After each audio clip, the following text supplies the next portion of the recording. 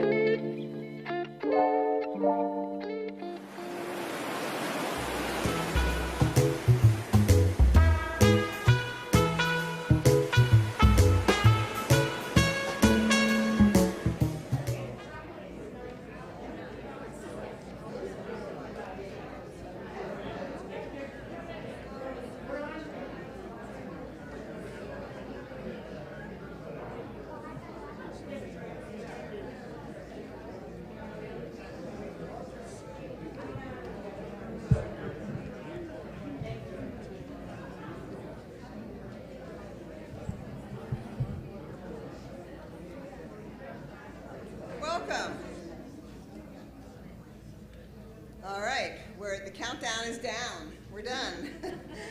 Please rise in body and or spirit and join in singing the first hymn, What a Wonderful World.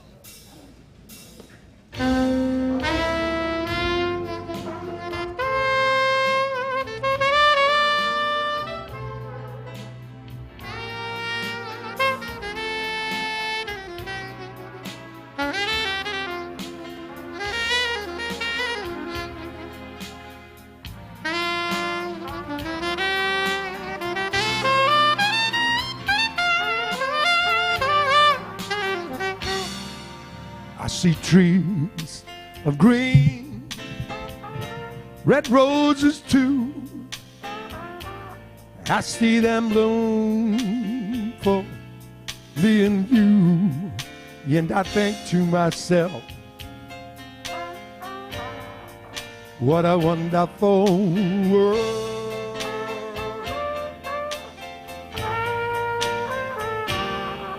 I see skies of blue, lovely, and clouds of white. The bright, blessed days and the dark say goodnight. And I think to myself, what a wonderful world.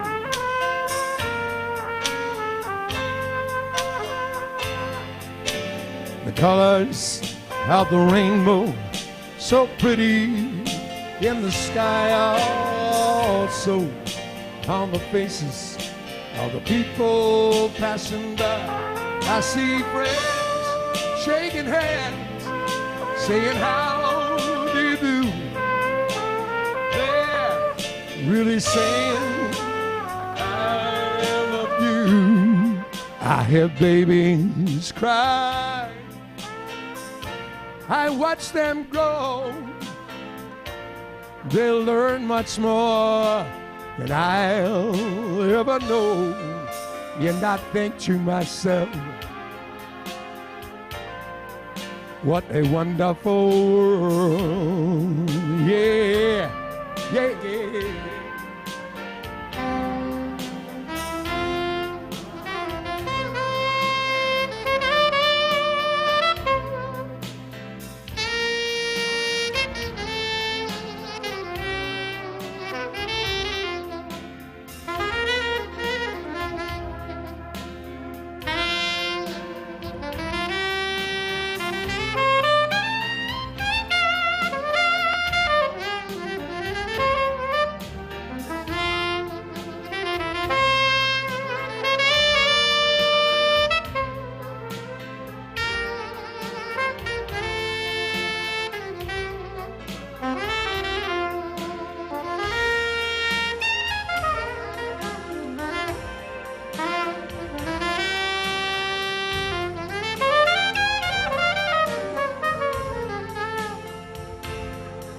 Well, the colors of the rainbow, so pretty in the sky, are also on the faces of the people passing by. I see friends shaking hands, saying how do you do. They're really saying I love you. I hear babies cry, I watch them grow. They'll learn much more than I ever know. And I think to myself, what a wonderful world.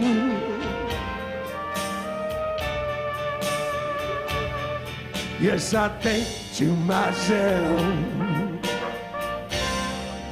what a wonderful world. So do do da da da da. Oh yeah.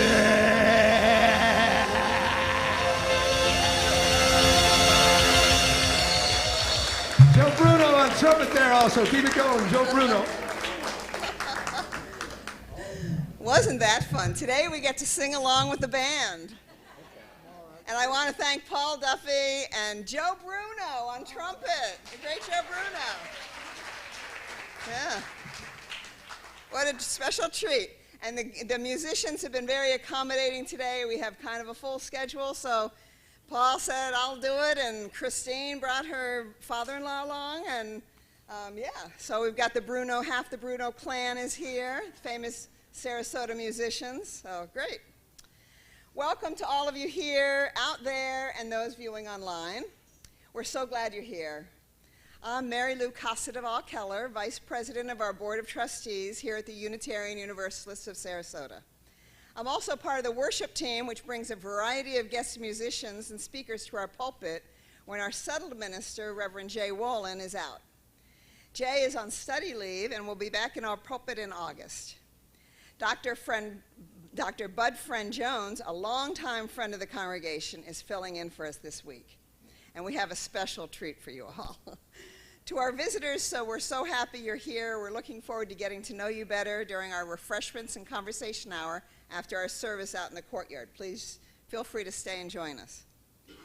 And we'd love for you to fill out a visitor form at our welcome table outside the sanctuary doors or on our virtual guest book at the top right corner of our homepage. If you do that, we'll send you a weekly newsletter, The Contact, which is full of information on everything going on in our vibrant congregation and also activities in the community at large. For those of you who are new to Unitarian Universalism, we are a non-creedal faith where we connect in a loving community to nurture the spirit and help heal the world. We are justice-seeking, transformative, and recognize the independence of us all together. We affirm the inherent dignity and worthiness of each person to be loved, given compassion, and treated with equity. You can learn more about who we are at our website or that of our association, uua.org. And I have one announcement. There will be no Amendment 4 postcard signing today. We signed all of them, and thank you to those who did that. We have ordered more, so there will be an announcement maybe next week or the week after when we've found more. And thanks again to those who have helped. And I am very happy to announce Bud Friend Jones is going to be doing our opening reading. So I'm happy to be here. I wrote a short story, and it's been rejected at least 3 times. And so what do you do when you're rejected? You go to church, right? And so you get it. You get a little part of it. And I hope you have a lot of fun with this. And I just want to thank a lot of people. I was a little nervous because they told me that it was going to be an Irish musician. And I thought, I did this based around Louis Armstrong and jazz. And really? It couldn't be a better musician for this. Musicians, Joe, yes. So thank you very much. I want to tell you, though, that this would never have happened, what we're doing here today, had it not been for Lisa King. Lisa King, I met with her basically saying, and she said, we can do this, and began to visualize how it might happen. And she said, we can use the slides, and we can use the table, we can use the candle, and all of a sudden, we have a reader's theater for you. And I think you'll have fun with it. I hope you have fun with it. But Lisa deserves an awful lot of praise. She's back in the booth. You'll never see her. And then there's the director. Lisa's maybe the producer. There's the director, Pam French. Do you know Pam? Yeah. Oh, my goodness. She runs a tight ship. And, you know, it's great. And she's so helpful. And Doug Caldwell and Klaus Obermeit have just been wonderful in their helping to set this up. And another person, Sharon Preston Folta, whom you may not know, and I'd hoped that we would have her join us electronically because she couldn't join us in person, but she lives in Sarasota, and she is the daughter of Louis Armstrong. Yeah, and she's helped as well. She said to me once, but he had a 5th grade education. He would never use those big words. And so, you know, I began to work with the script and change it. And so I owe it to her. And then over here, Glenn Pearson. Thank you, Glenn, for coming in and being Louis Armstrong for us. Now, we appreciate your applause, but you should also know that Glenn is running for District 1 of the Minnesota County Commission. So your applause is good. But your vote is better, so do that. So now for the, there's so many others to thank as well, and their names are in the script. Mary Lou, Miriam, as it turns out, is it actually a character in this? Yeah, and so Dana, you're helping out over there on the phone. We'll see some texting in this phone story as well. So a lot of people, and I just want to thank everyone who's had a hand in it. Now to the opening reading. It is short. Louis Armstrong, by the way, as you know, was one of the greatest American musicians that America ever produced. And he said this about his music: what we play is life. So as we light the chalice, please join me in affirming the foundational center of the values that define us. Is it up there? Do we have that? Yes, we do. No? That's the question. That's all you have? You see how well we are organized today. So love is the power that holds us together and is at the center of our shared values. We are accountable to one another for doing the work of living our shared values through the spiritual discipline of love. Did you sneak another one up there? Good. That's funny. Good morning, everyone. I don't know if they're to be down or up. Thank you. Thank you so much, Paul. Say what? That's good. That's good. Okay, today's story is The Remember Balloons, written by Jessie, Oliveros and illustrated by Dana Wulfekotte. I have lots and lots of balloons, way more than my little brother. This one is one of my favorite, I tell him, pointing to the balloon filled with my last birthday party. When I look at it, I can see the pony again. I can still taste the chocolate frosting.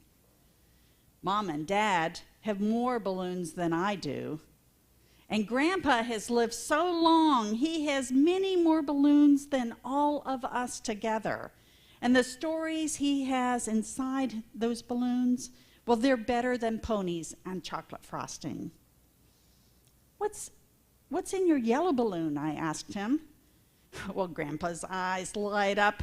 We had just come back from picking blackberries along the muddy creeks of the bank, and our berry-splattered faces gave Aunt Nellie's cow such a fright she didn't milk for days. Well, what about the blue one, Grandpa? Oh, that's the time I lost my favorite dog, Jack.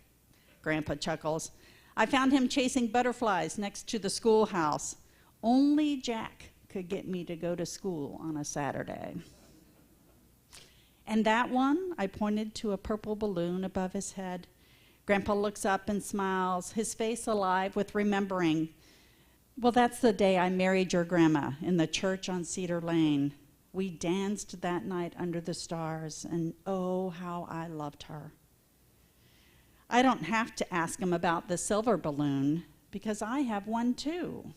That was the day we stood on the dock till the sun went down, feeling tug after tug on our lines. Grandpa and I must have caught 1,000 fish. Grandpa ruffles my hair like he always does. That's one of my favorite balloons. Mine too, I say.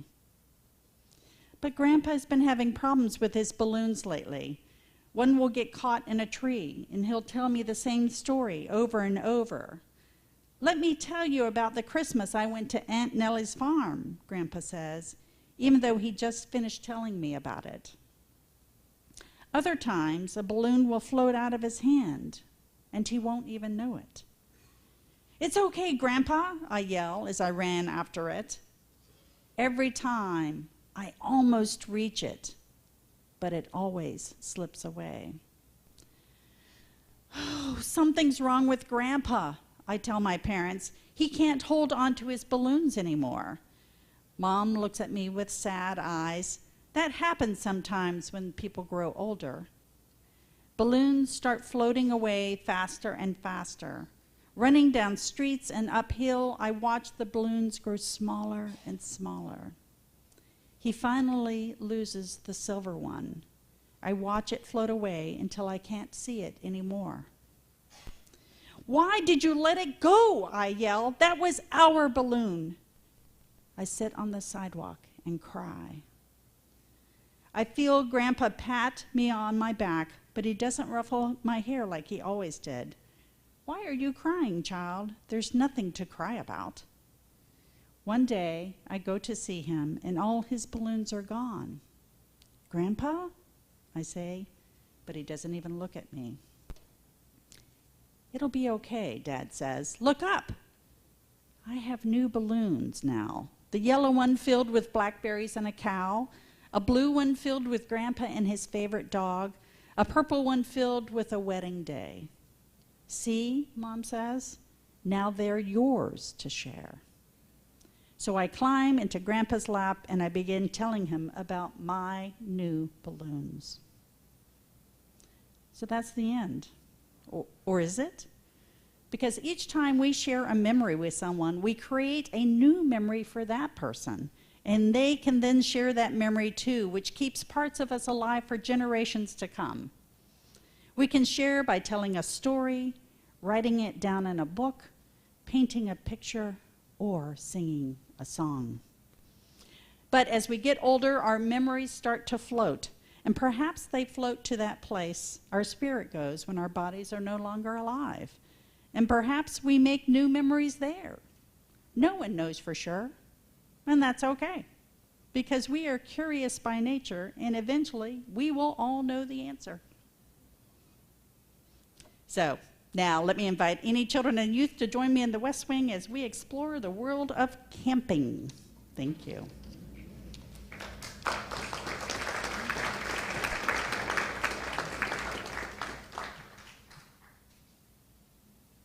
Good morning, folks. How are you?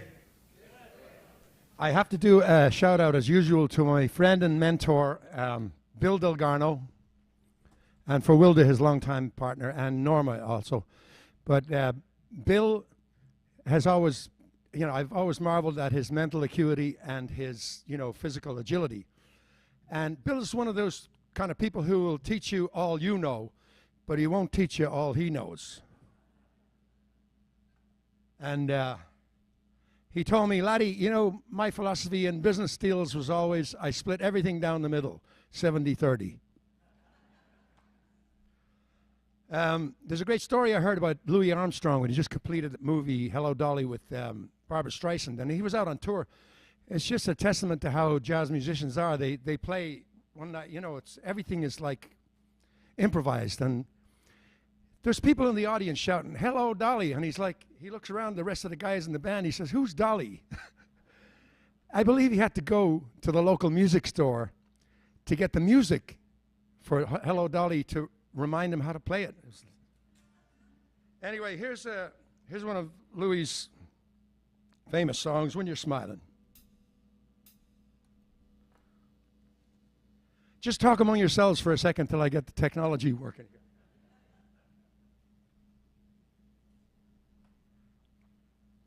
Also, to explain why I got into jazz music, my Uncle Freddie was a fantastic trumpet player, like Joe here. And he introduced me to Louis Armstrong when I was about 8, 9 years old. And to make a long story short, I never got over it. This guy was like the innovator of jazz, I think. When anybody mentions jazz, you can't do it without mentioning Louis Armstrong. So here we go.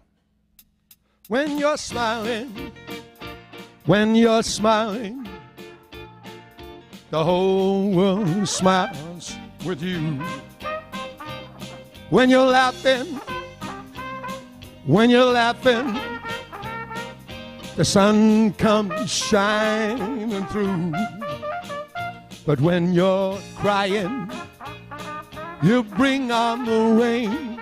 Stop that crying, be happy again. When you're smiling, keep on smiling, 'cause the whole world smiles with you.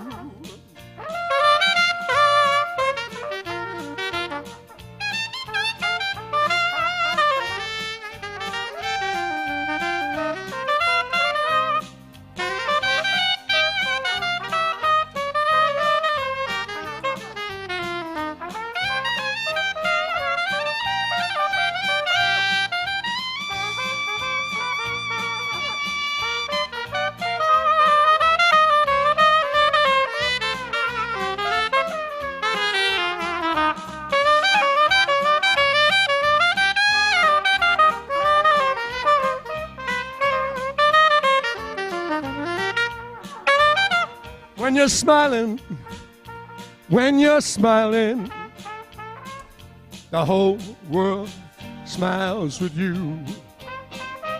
When you're laughing, when you're laughing, the sun comes shining too.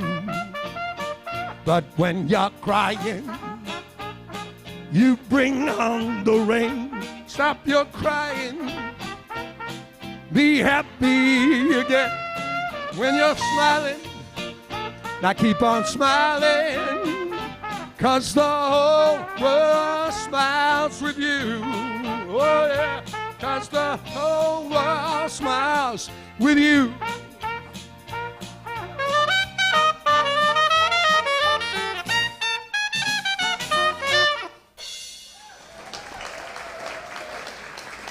Joe Bruno once again.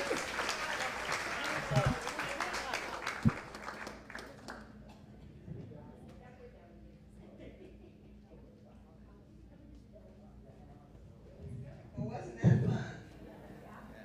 And it's just begun. All right. The following is going to be an excerpt on from a short story that Bud's writing. Pardon? Centering. Centering in words. Oh, yes. Got it. Sorry. Okay. Okay.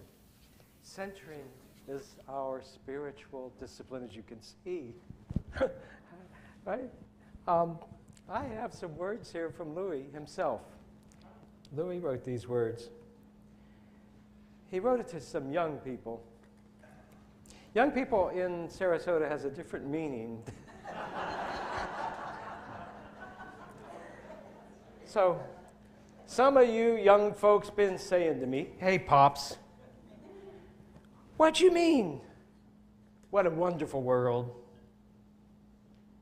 How about all them wars all over the place? You call them wonderful? And how about hunger and pollution? They ain't so wonderful either. Well, how about listening to old Pops for a minute? Seems to me it ain't the world that's so bad, but what we're doing to it.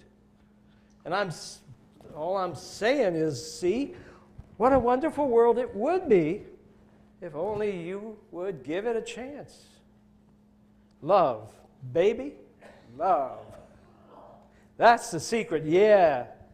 If lots of more of us loved each other, we'd solve lots more problems. And then the world would be a gasser.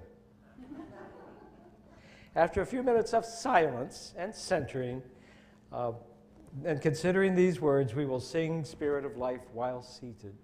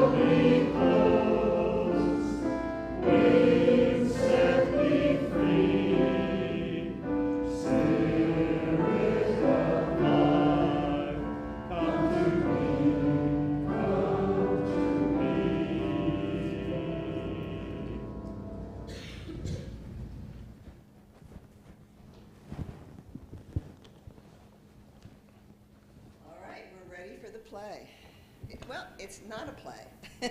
It's a short story that Bud is writing, as he said. We're just amateurs up here reading the story to you. But you all have a part in this as well. You're going to have to use your imagination for this to work. Our story is set in Washington, D.C. The main characters are Russ Federer, Mira Allen, and Louis Armstrong.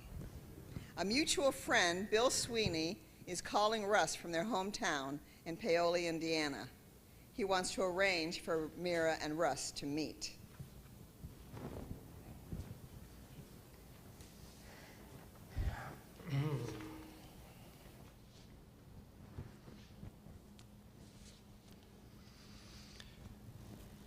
Russ, how would you like some company on New Year's Eve? Hey, I'm okay. I'm okay. Russ lives in D.C. He's unattached and enjoys his independence. Most of his friends will be with their families, and he's used to being alone on holidays. Russ, she was a professional dancer. She lost her husband this year. They were together a long time. I really don't think she's gotten over it. And? She's going to be alone this year in D.C. She has to go there for some business, but she'll be by herself over the holiday. I thought maybe you'd look after her for a little bit. You know, she won't be alone that way. Babysit. No, not like that. She's as bright as they come and feisty too. I think you two would enjoy each other. Oh? Well, What gives you that idea? She teaches math and physics. Her name is Miriam. Miriam Elena Italia Allen. She was a professional dancer in New York when she was younger. She is the wife, well, the widow of Skip Allen. Remember him? No? He was an architect who lived here in Paoli. Skip died in July. Big funeral, lots of people. They met at Jacob's Pillow in the Berkshires. Now she curates the local museum for us. I really think you'd like her. Russ has been thinking of going to Krakatoa, one of his favorite Greek restaurants, or possibly Alabadero, where he's sure there would be tapas. At Krakatoa, he knew there would be Greek dancing and the throwing of plates. At Alabadero, it would be all flamenco, noisy and passionate either way. Oh, I guess I could use a feisty companion for the evening. Great. Why is she coming to D.C. over a holiday? You know, I'm really not sure. She's got some business to take care of, I think, at the Phillips, or maybe it's at the Cochran School. It's the only time that they could see her. I'm not really sure what it's all about. Maybe she just wants to get out of Paoli for her first New Year's without Skip. Oh, okay. Tell you what, text me her contact info, and we'll figure out the rest. Later in the day, Russ texts Miriam. Hey, Miriam. This is Russ Federer. No, I don't play tennis. Did Bill tell you about me? Hi, Russ. Yes, you're my blind date for New Year's Eve. Call me Mira. Everyone does. Okay, Mira. I'm flying into Reagan National on the 29th and coming back to Indiana on the 2nd. Won't have time for sightseeing. Pity. Where are you staying? The Jefferson booked their holiday special. Great hotel. Short walk to DuPont Circle or downtown. But why the Jefferson? The architect, Jules Henri de Cibourg. My husband wrote a thesis about him, my late husband. I'm impressed. Sorry about your husband. Really, sorry. So let's do New Year's Eve together. Can we meet around 3 p.m.? Maybe at Touchstone Gallery, and then find a cozy little place to eat at the end of the year? Your wish is my command. Good plan. Lots of Goodyear eateries there. Need a ride to or from the airport? Thanks, but no, I'm a big girl. It's less than 10 minutes by Uber or taxi. I'll manage. Okay, you have my number. Call or text if you need anything. You're exactly as Bill described. Oh? No worries. I'll see you around 3 at Touchstone on New Year's Eve. I'm looking forward to it. Me too. Be well. It's a cold, wet New Year's Eve. Russ is waiting eagerly at the Touchstone Gallery when Mira arrives. They spend the afternoon exploring neighborhoods around DuPont Circle. Eventually, they find themselves on the corner of 17th and U Streets Northwest, in the heart of an area Washingtonians called the Strivers section. This is one of the first African-American neighborhoods in the city. The first black-owned grocery provided food for its neighbors at this very spot. But now, on this corner, all they see is a liquor store, an Eritrean restaurant, and a Japanese food store. It starts to rain, so they hurry down to a coffee shop down the street. When the rain stops, they return to the same corner. They pass the Japanese grocery and the Eritrean restaurant, but oddly, the liquor store they had seen is not there. In its place, there's a small tavern, the Moon Glow Bar and Grill. It looks like it's been there for years. Hey, let's try it. It might be fun. Let's check it out. As they enter the Moon Glow, small Chinese bells attached to the door ring behind them. A formally dressed host greets them as though he were waiting for their arrival. They're pleasantly surprised. It's a tony little place, much more elegant than either of them expected. There are only a few tables placed far apart. Perfect for an affair, Russ thinks, which emphatically they are not. Lighted candles flicker in the center of each table, illuminating exquisite place settings. Okay. Silver utensils and crystal goblets sparkle as they reflect the candlelight. There's a microphone and several large monitors in the front, along with a few music stands casually placed nearby. A large grand piano dominates everything else. The rest of the room hides hidden in the shadows. Russ and Mira are seated, European style, at their table, side by side, shoulder to shoulder, facing the front. Their knees touch occasionally. They're both a little damp from the rain. This was not intended to be a romantic encounter, but they're a lot closer physically than either anticipated.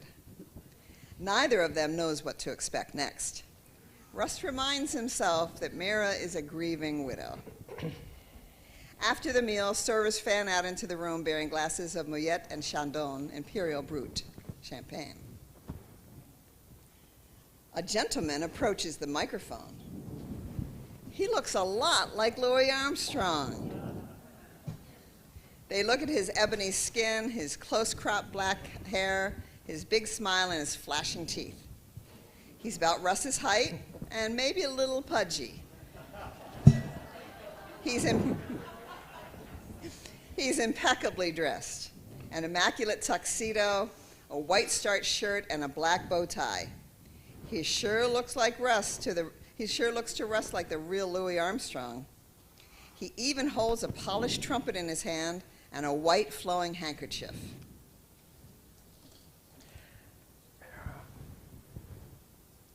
Louis Armstrong died 50 years ago. That cannot be him. If he were Armstrong, he'd be over 120 years old now.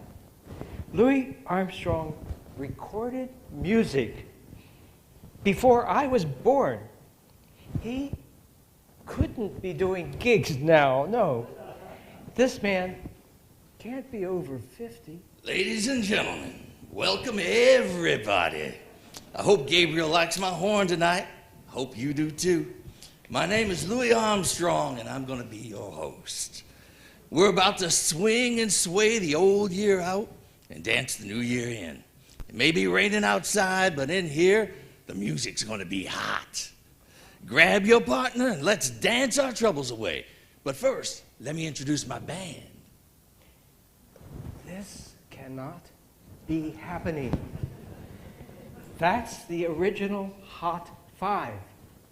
They stopped playing in 1927. Oh, but it is happening, Mr. Federer. Your world is just too small. It's New Year's Eve, folks. It's time for some fun and some joy. Yeah, and it's time for some thinking, too. Are y'all gonna make this world a better place with your New Year's resolutions? Think about that. Now, I want to start off with a special song. George Weiss wrote this song for me to sing in the movie Good Morning Vietnam. Y'all know it. I'm sure you're gonna like it, too. I see trees of green, red roses, too. I see 'em bloom for me and you. And I thinks to myself, what a wonderful world. He follows this with Mac the Knife, La Vie en Rose, and When You're Smiling. The whole audience is mesmerized. Louis calls attention to the rain pouring outside as the band begins to play Stormy Weather. Mira abruptly pulls Russ up from his chair. Come on, let's dance, Mr. Federer. Russ knew this moment would come, and he dreads it. He's definitely not a dancer, and she's a professional. His anxiety level shoots up 100%, but he answers her with all the aplomb of a male peacock in mating season. I'd love to. I really love to. I've been waiting all evening for you to ask. She's taller than he is, about an inch, but she puts her head on his shoulder, and they waltz slowly around the room. She makes it easy. Louis starts singing Blue Moon as slowly as anyone had ever heard it. And finally they return to their table, and Louis begins counting down the minutes, then the seconds. 3, 2, 1. Happy New Year! Yay, Happy New Year, Russ. May you find all your heart desires. Russ fumbles for a profound response in return, but it comes out only as... Happy New Year to you too. I can do better than that. We're going to interrupt our story here and leave Russ with his momentary embarrassment. This is a good time to collect our offering. Please be as generous as you can. Please be as generous as you can. You can access a link to donate by using the QR code on the screen, in the bulletin, in the description of the YouTube video, or on our website under the description of today's service. Let this sacred time for sharing begin.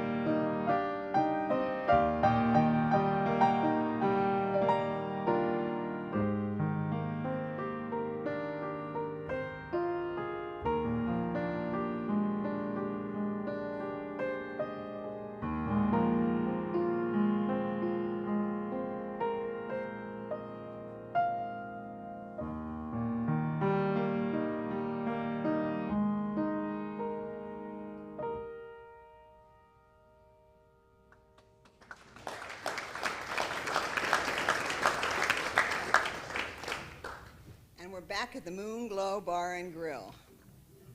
The band begins to play again. Louis leads everyone as they sing Auld Lang Syne. Outside, fireworks echo like Odin's distant thunder. In spite of heavy rain, revelers are singing and dancing in the streets. Cold winds beat against the door. Neither Mira nor Russ want this moment to end.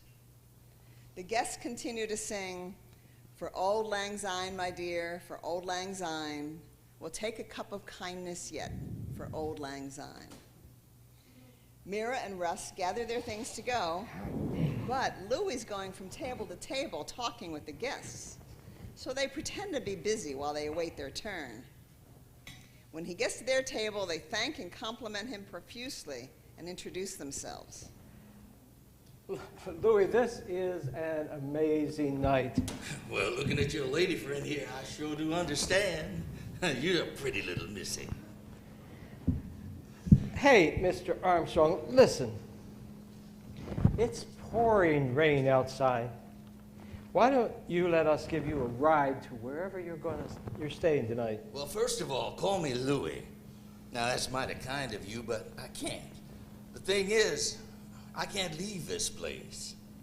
You can't go out? Well, think of me as part of the decor. You could say I live here, except I don't.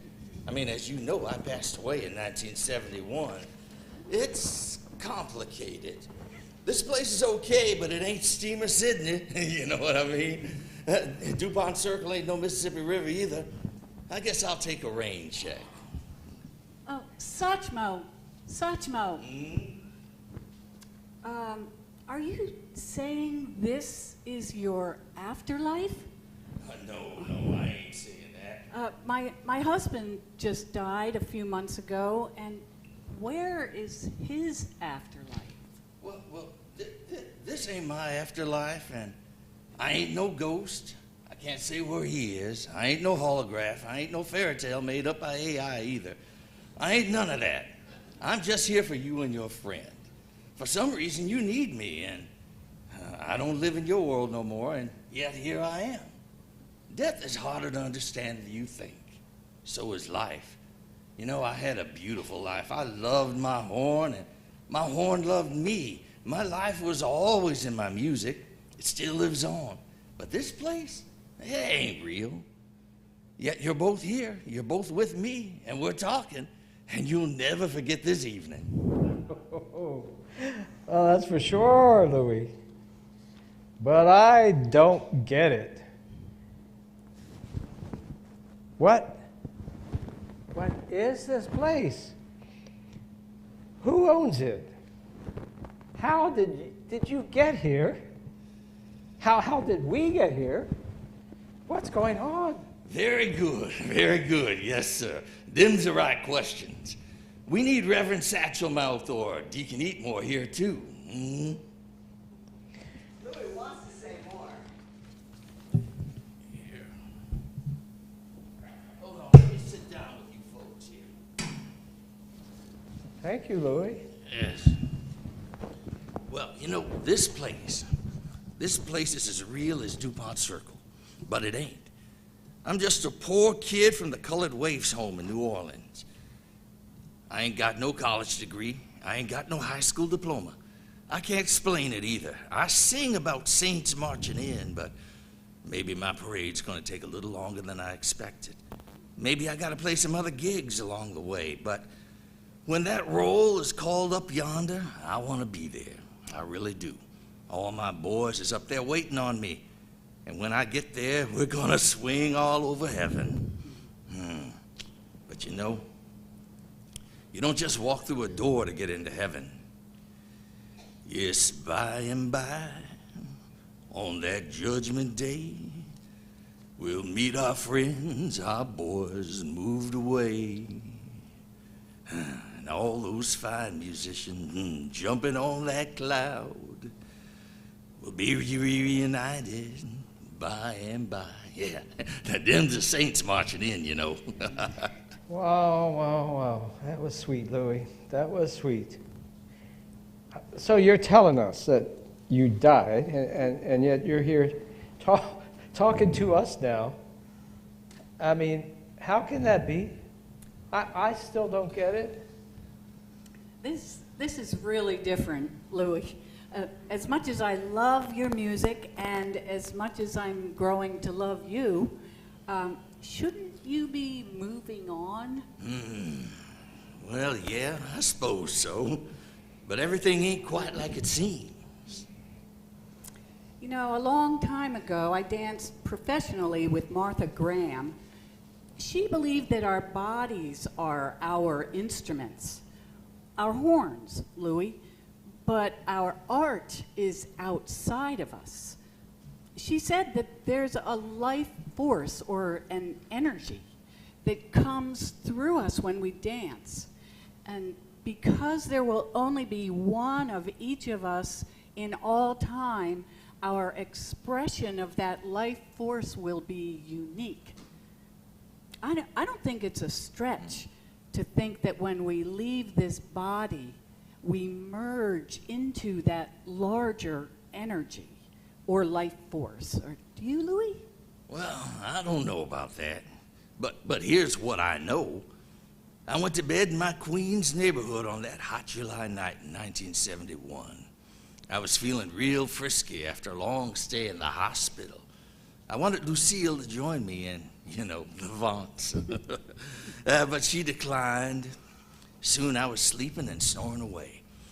I was cruising on an old paddle wheel on the Mississippi. Along came Fate Maribel in my dream. Now, Fate was a terrific piano player and a great band leader on them riverboats. I was only 17 when he said to me, "Come on, Louis, let's go. You can do it." I played with him up and down that old river. In my dream, the band was playing Sleepy Time Down South. You know it? Dear old Southland with his dreamy songs, take me back where I belong, right here in my mammy's arms, when it's sleepy time down south. Well, Fate comes over to me in the dream, and he's smiling all over himself. He comes up to me and he says, "Hey, Louis," he says, "it's time to go. Let's go. You can do it." He says it again, "Come on, Louis, you can do it." Now, I know Fate ain't gonna lead me wrong, so I follow him. I cross over, only I don't. A part of me don't. My whole life was blowing this horn, air and breath. Yeah, that's it. That's what life is. I blow, I sing. That's who Louis is. What you hear coming out my horn, that's what I am. And that's what you saw tonight. My life is in my music. And my music ain't dead. My body laid in that New York bed. But my music had a life of its own. You see, I was born Baptist, raised by a Jewish family. I was friends with the Pope. But my music raises my soul. But there's something more important. Hot cats call it swing. It comes right up out of the music, right when you're in that moment. It takes you over. You and the music is one. It's bigger than you. You lose yourself in it. We say you're swinging. You die a little every time that happens, but your soul keeps getting bigger. We know swing when we see it. We know when we feel it. Most everyone does. We know when we're hot. We breathe together. We play together. We make music together. Sometimes the music just takes over. It takes us to places we never dreamed of going. It's like making love. It ain't about the technique or mood or any of that stuff. It ain't about notes on a page. It's way bigger. I can't explain it, but I know it when it happens. The band knows it. The audience knows it. Everybody is just carried into a different place. I love that, Louis. I get it. Well, most everybody does. See, well, they said all kinds of fancy words over me in that New York church. They played taps for me in New Orleans. They buried my body in Flushing Cemetery. But my music, it got away. It just goes on. It's got a life of its own. And that's me. I want to tell you a story. Okay. There once was a great physicist. He didn't believe in an afterlife, but he didn't think we just disappear either. He said that life is like walking on a mountain path on a beautiful spring day.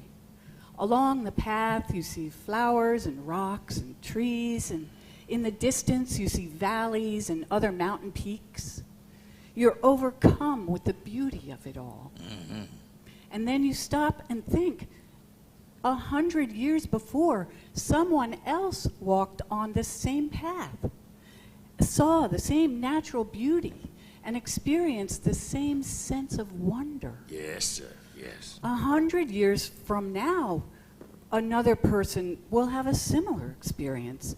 So, what is really real? Is it me?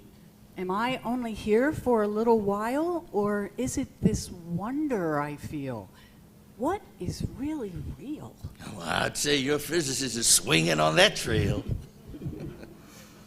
That story comes back to me when I think of Skip, my late husband. He loved growing things, vegetables, flowers, even trees. He loved getting into the muck and the mess of it. Skip was an architect.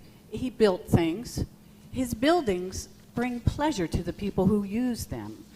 In a way, Skip lives on in them like you do in your music. I will see Skip again, but will I see him up there in the great by and by? I doubt it. I loved him in life and I love him now, but I doubt we shall ever be together again. Sure, the things he planted and built will persist. They will testify to his existence and even his goodness until they, too, are swept away. And while the love between us is his strongest legacy, in another way, it's the most fragile, too. It certainly will not outlive me. Well, I don't know nothing, really. I'm sorry you lost your husband. I really am. I can't say where he is or what he's up to, but you can be sure a part of him lives on in you and whatever the two of you made together. Another part lives in whatever he did with his time and energy. Beyond that, I just can't say. But I'm willing to bet it's pretty good. Yeah, I bet it does raise a lot of questions. Don't you think, Louis? Questions about life, about what it all means. Yes, sir, it sure does. But listen, Mira, what do you think of your husband and yourself as musicians who were called here for a gig? You both are given instruments, but you're not sure how to play them. You don't know the music in front of you. You don't really know the band leader either. You each have only a small piece to play before your parts are over. Then you gotta leave the stage. You don't know how the whole thing sounds or how it's gonna end, but you play your horn or your trombone or your drum the best you can. You learn. Sometimes it sounds pretty good. Sometimes it don't. Sometimes there's moments of pure bliss. Yeah, sometimes you swing. Maybe that's the answer, Russ. Music, dancing, even the muddy compost heap back home. Maybe they're all trying to teach us to swing. That's what we should be aiming for. Only the clatter of the staff clearing the tables breaks this holy silence. Then Louis begins to sing softly. I see skies of blue and clouds of white, the bright blessed day, dark sacred night, and I think to myself, what a wonderful world. Oh, man. Thank you, Louis. I guess we'd better go too. Yeah. Okay.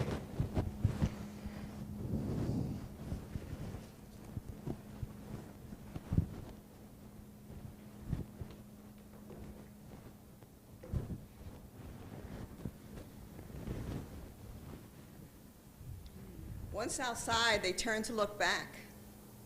All they see is an old liquor store.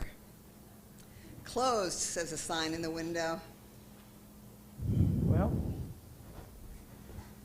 let's get a cab. But they continue to walk.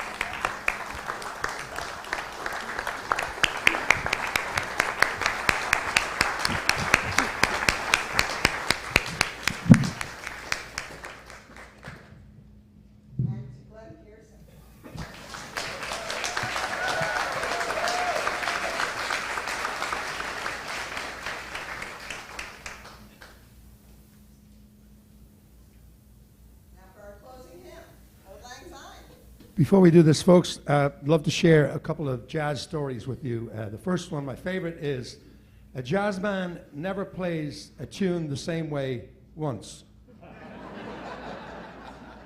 And also, the second favorite is there's a homeless guy outside Birdland in New York, and a trumpet player, Clifford Brown, one of those great trumpet players, coming in to do a gig. Homeless guy said, "Hey, bud, I could really use $1 for a drink." So Clifford, taking out his wallet, he said, "Hey, wait a minute here. How do I know you're not going to spend this on food?"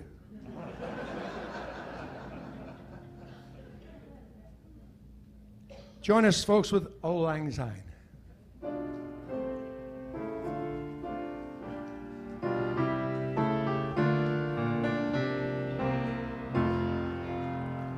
Should old acquaintance be forgot and never brought to mind? Should old acquaintance be forgot for the sake of Auld Lang Syne? For Auld Lang Syne, my dear, for Auld Lang Syne, you'll take a cup of kindness yet for the sake of Auld Lang Syne. Old acquaintance be forgot and never brought to mind. Should old acquaintance be forgot for the sake of Auld Lang Syne? For Auld Lang Syne, my dear, for Auld Lang Syne, we'll take a cup of kindness yet for the sake of Auld Lang Syne. God bless, folks. See you next time. Joe Bruno here on trumpet. All right, and thanks to Bud and to Miriam. Yep, very well done. For closing words, Louis again. Love, baby, love. That's the secret. Yeah, that's the secret. Lots more of us loved each other, we'd solve a lot more problems. And then this world would be a gasser. So let's go out and make it a real gasser. Let us extinguish the flame. We extinguish this flame, but not for the light of truth. These we carry in our hearts until we come together again. Amen.